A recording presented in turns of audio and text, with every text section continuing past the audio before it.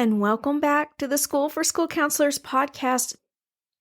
Before we get started today, I just want to give a shout out to some of the wonderful, amazing folks who have been leaving some reviews for our podcast. Y'all, I have to tell you, it was after a lot of soul searching that I decided to embark on this adventure. My inner circle at School for School Counselors had been encouraging me to start this for, a year and a half, and I just kept resisting and just kept putting it off. I wasn't sure I was quite ready for it yet. And when we launched the podcast, I thought that I was going to come apart. And your reviews, your ratings have been so kind, and I can't thank you enough for taking time out of your life, out of your day to stop and leave such wonderful words. So I want to recognize a few of our most recent reviews. This one comes from JBF417. So JBF417, thank you for taking the time to leave this. It's titled Praise. I could not love this more. I am in my 15th year of school counseling, and everything that you talk about is so true. I like how you point out the issues in school counseling, but also advocate for change. This podcast has helped inspire me for the upcoming school year. I can't wait to hear the Best Year Ever workshop. So, oh my gosh, JBF417, you absolutely made my day when you left that review. You have no idea how that lifted up me and my team with your super kind words. And I'm here to tell you, I can't wait for Best Year Ever either. You guys know this is one of my most favorite things that we do all year long. And if you are listening to this podcast the day that it comes out, we're starting this evening with Best Year Ever. So if you want information on that, go to schoolforschoolcounselors.com/Best Year Ever. And if you're listening to this after the fact, there's a replay package that's available. It's not expensive, y'all. We're not trying to make money off this. We're just trying to make enough to keep it solvent. So go check it out. All the information will be right there for you. Thanks again, JBF417, for that wonderful review. This one comes from Sweet Caroline 22. They say, Stephanie has a magical ability to balance being knowledgeable and wise while being relatable. While I love walking and working out while listening to podcasts, this title is so cozy.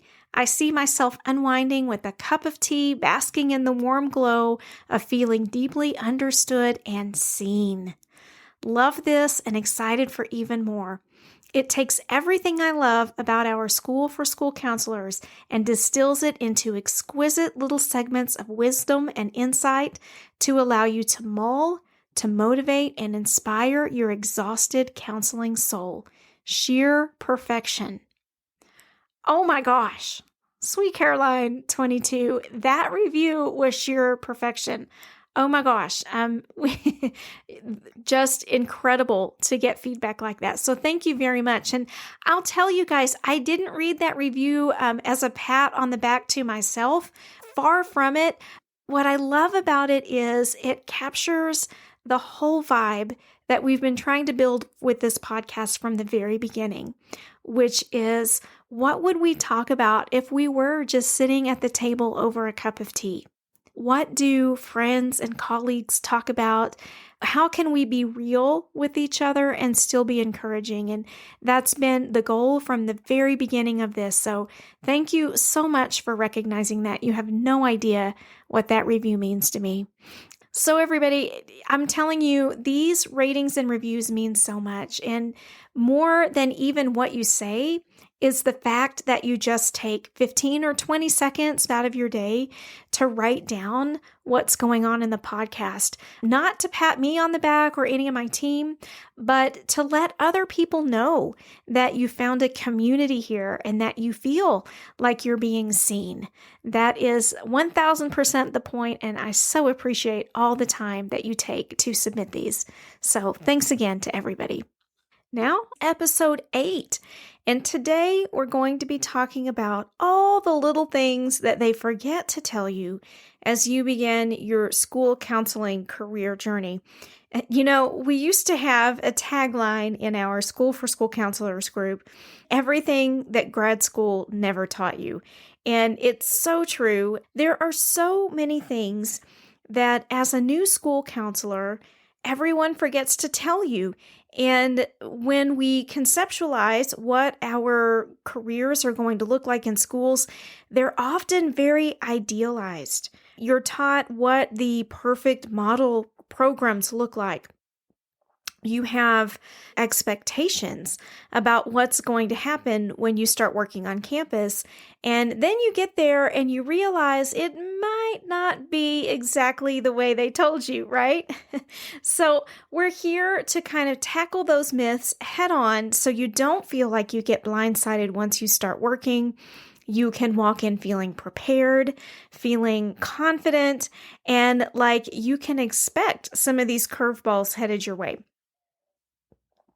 So one of the biggest things that I often talk with new school counselors about is that as brand new school counselors embark on their journeys, you're so excited, you're so amped up and ready to take on the world. And I get it because I was there too. I remember the summer before my first school counseling job, making tons of plans and lesson plans and curriculum plans and scheduling things. And I had it all aligned to the ratios that were recommended. I was ready to go when the school year started. And then I got into school and I kept hearing things like this. Oh, yeah, we forgot to tell you we need you to do this thing. Or, oh, we forgot to mention in your interview, you got to do that thing too. And as the first few weeks went on, I kept hearing more and more of these extra responsibilities that were headed my way. When I finally had the chance to stop and assess, I realized that all of the planning, all of the scheming, all of the ideas that I had about how my program was going to work were going to have to be thrown out the window. There was absolutely no way to cram all of that into the time that I was given with all of these other jobs that I had been assigned. I want to say two things about that. Number one, we are often called to do things that aren't technically supposed to be our jobs. If you could see me talking right now, you'd see those air quotes when I say not supposed to be our jobs. The real truth of the matter is we're paid to follow directions, and we are employed by our schools or our school districts to follow directions and execute what they require. So kind of take your ideology with a grain of salt and know that you may not get there instantaneously, and that's okay. We always want to be striving toward building comprehensive programs. We always want to be striving toward serving students to our utmost. And we know that our national model helps guide us that direction. But we also know that we're not in charge of making those decisions, right? Again, we're paid to follow directions. So that's first. You kind of have to keep that kernel of truth in the back of your mind as you're dreaming, as you're imagining what your program is going to look like for the year. Be prepared for a little bit of reality to come into play, and you're going to be able to make it work, but it's probably also not going to be exactly the way that you imagine it. With that comes my second point. In supervising and mentoring new school counselors, I have learned that there is often a period of grieving that happens as we begin our careers. And again, this is attached to that idealism that we walk in with. At our core, we are helpers. We want to ignite positive change for students. We want to set the world on fire and make great changes and be able to serve students through true comprehensive school counseling programs. We all want that. And I mean, let's face it, we didn't sign up to be school counselors for the fame and the fortune, right? That doesn't exist in our field. But what we do want, which is even better than being famous or being rich, is knowing that we've had an impact in a student's life, a positive, wonderful, perhaps life-changing impact. Man, just talking about that makes me light up from ear to ear. So as we walk in with this idealism and we walk in with the things that we know we want to accomplish for students, and we confront this reality of our positions where we may be asked to do lots of secretarial work. We may be asked to step into classrooms. Heck, some of you are being treated as classroom teachers. You're scheduled into rotations and those kinds of things. So as you confront those realities of your job, it is common to go through a period of grieving the career that you thought you were stepping into. So if you confront these things, you need to know it's not just you, and you're not by yourself. You're not alone. There are lots and lots of us who have either experienced that or are in the middle of it. And you've got to make sure that you have a great circle of support around you somehow to help guide you, to help remind you of your purpose and why you chose to pursue the school counseling path. We also need to have some more experienced mentors in our corner who can really give us the no-nonsense, realistic talk that we need to hear as we're getting started. That will make all the difference as you navigate those conflicting feelings. Secondly, as you're getting started, it's important to remember that you don't need to feel responsible for all the things right now. And what I mean by that is this. Again, we are trained in the ideal style of school counseling programs. And while that is helpful, it gives us a great goal to shoot toward. I think in a lot of ways, it's really harmful that we aren't exposed to more of the day-to-day realities of the work. It's almost like you start working on a campus and you feel like you get punched in the face over and over again, and they just keep coming out of nowhere, right? And you feel like you have to fight your way through that. That's normal. I think most of us experience that. But as you're going through the adjustment process, we often feel like we're responsible for implementing all the things that we've learned about and read about and discussed all at once. So often I see new school counselors walking into their new positions, and the first questions that they're asking are, what do I ask in a needs assessment? What do I ask in a minute meeting? What kinds of data do I need to be collecting? When can I start small groups? How should I schedule this entire campus of 650 kids? Whatever it is, the list goes on and on and on. And if you watch, you can see this happen in social media. You can see that we sort of start to whip ourselves up into a frenzy beginning in early July, and it really peaks about mid to late August, where everyone is just in a dither over all of these components they want to implement. Social media is a great place to get ideas, but it also contributes to the feeling that you should be doing all the things all the time. We read all of these things or we hear these things, and we internalize what we feel like are the expectations for us as well. We sure don't want to get left behind. We don't want to be the loser counselor that hasn't done all the things. And so we begin to make all of these plans for implementing every single thing. So listen, friends, I'm just going to lay it down for you. And there are going to be some people who may not agree with me on this, but I stand by it 1000%. When you walk onto a new campus for the first time as a school counselor, as hard as it is, because I know you want to jump in with both feet and get going. I know, I've been there. The best thing that you can do is watch and listen. That's the absolute best approach on a campus that is new to you. Watching, listening, learning are going to be so important to what you're doing, not only in alleviating your level of stress, but it's going to go a long way in your advocacy efforts with your administrators. If you do this right, it's really going to build a lot of respect for you and for your program. And I know that seems counterintuitive, right?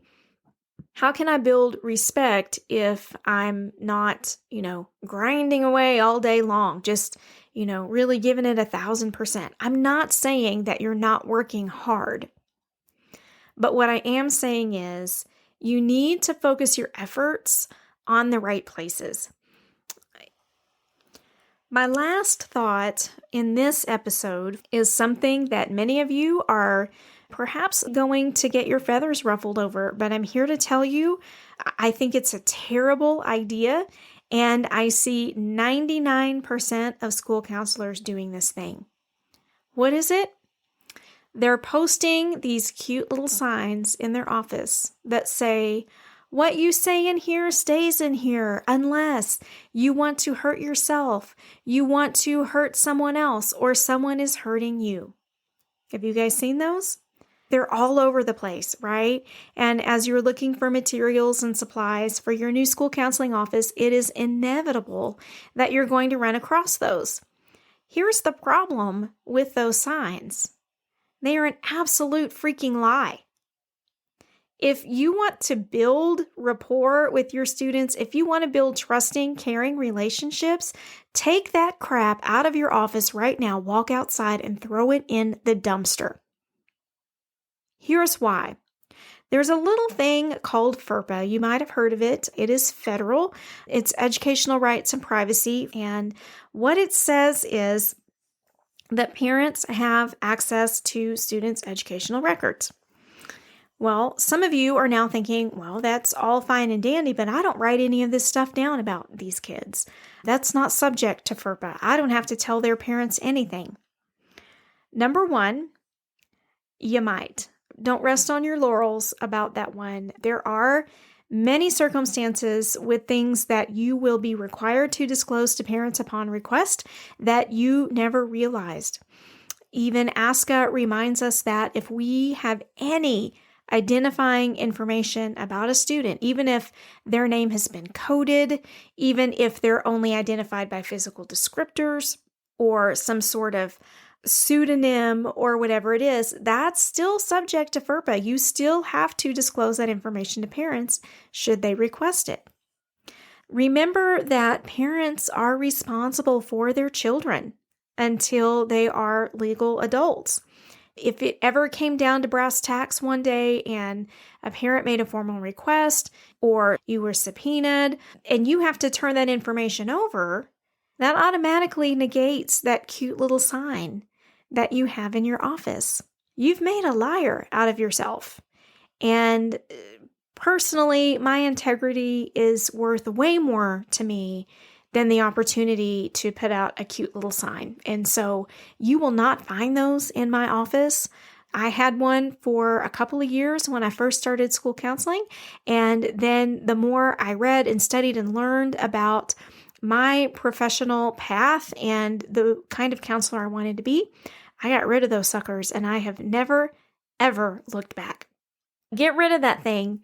Please just burn it. And hey, send me a picture of that. Would you shred it, throw it in the dumpster, set it on fire, safely, of course, but get rid of that thing in the most spectacular way. And please send me a picture or a video because it would absolutely make my day.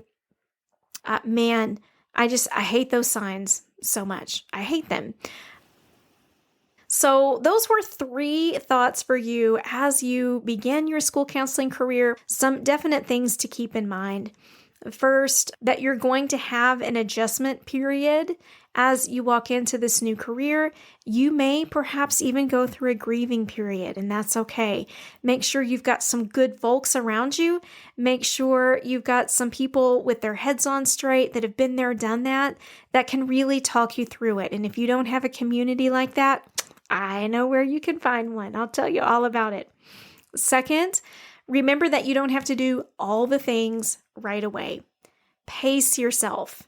This should be a marathon, right? Not a sprint. You don't have to wear yourself out from the starting line trying to do all the things or trying to live up to these unrealistic expectations that social media has created for you. Just don't give in to the hype. Don't do it. Conserve your energy, conserve your mental bandwidth, and just watch, listen, and learn. And third, get rid of that sign in your office. I'm sure it's adorable, but just get rid of it. Your integrity is much more important. You want to be real and honest with kids, and you don't ever want to give them a false impression of security. It's not ethical. All right, well, I hope this episode has been helpful to you. I'm always trying to bring some points of view to you that aren't necessarily mainstream. I want to challenge your thinking a little bit. We want to challenge the status quo because that's what makes us all better. And as you reflect and think about these things, you'll choose what's right for you and what feels best to you. And that's exactly what I want to happen. Be very mindful about what you're doing and not do things just to go along with the crowd. We can go our own way. We can do our own thing to create better programs and better outcomes for students. It's perfectly fine. So remember that community around you. If you don't have one yet, I know you guys hear me talk about this all the time, but our School for School Counselors Mastermind is a phenomenal group of school counselors, and we have lots of experienced folks in there who are willing to walk through things with you, who are willing to give you some constructive criticism, who love to give real world feedback and can do so in a way that you can walk away feeling empowered and not like you've been beaten down. They're just an amazing group of folks. I have no idea how I got lucky enough to amass such a phenomenal group of human beings all in one place, but there they are. And they show up every single week for consultation, for support, and it's just an amazing, amazing time. So if you need a community around you like that, please check us out, schoolforschoolcounselors.com/mastermind. We would love, love, love to have you come join us because we truly believe that we are stronger and smarter together, and we would love to have you on our team. All right, that's all I have for you for this episode. I hope that gave you some food for thought and some different things to think about. As always, we're here to support you. Holler at us if you need anything. You can find us in our Facebook group, School for School Counselors. And until I talk to you next week, I hope you have the best days ahead. Y'all take care.